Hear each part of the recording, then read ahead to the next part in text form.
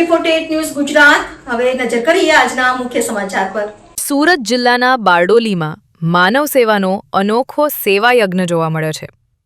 શ્રી ભક્તરાજ પ્રાર્થના સમાજ બારડોલી અને સરદાર સ્મારક હોસ્પિટલના સંયુક્ત ઉપક્રમે મહારક્તદાન શિબિરનું આયોજન કરવામાં આવ્યું, જેમાં રક્તદાતાઓનું ઘોડાપુર ઉમટી પડ્યું। આયોજકોએ 600થી વધુ યુનિટ રક્ત એકત્ર કરવાનો નિર્ધાર વ્યક્ત કર્યો છે। સુરત જિલ્લાના બારડોલી ખાતે આવેલ શ્રી ભક્તરાજ પ્રાર્થના સમાજ બારડોલી અને સરદાર સ્મારક હોસ્પિટલના સહયોગથી મહારક્તદાન શિબિરનું આયોજન કરવામાં આવ્યું હતું। મિની વીરપુર તરીકે જાણીતા સુપ્રસિદ્ધ જલારામ મંદિર હોલ ખાતે યોજાયેલી આ શિબિરને નાગરિકો અને યુવાનોનો ઉત્સાહજનક પ્રતિસાદ મળ્યો હતો। રક્તદાન પ્રત્યે જાગૃતિ વધે અને જરૂરિયાતમંદ દર્દીઓને સમયસર રક્ત ઉપલબ્ધ થઈ રહે તેવા ઉમદા હેતુ સાથે યોજાયેલી આ શિબિરમાં બપોરે 3 વાગ્યા સુધીમાં 300થી વધુ યુનિટ રક્ત એકત્ર કરવામાં આવ્યું હતું, જ્યારે હજુ પણ મોટી સંખ્યામાં રક્તદાતાઓ કતારમાં જોવા મળ્યા હતા।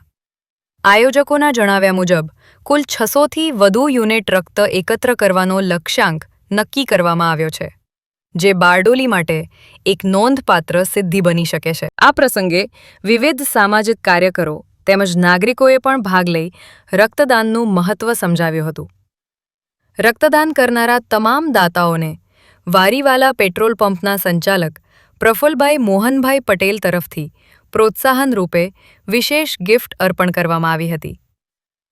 આયોજકોએ વધુમાં વધુ લોકો નિયમિત રક્તદાન માટે આગળ આવે અને માનવ જીવન બચાવવાના આ મહાયજ્ઞમાં સહભાગી બને તેવી અપીલ સાથે તમામ રક્તદાતાઓનો આભાર વ્યક્ત કર્યો।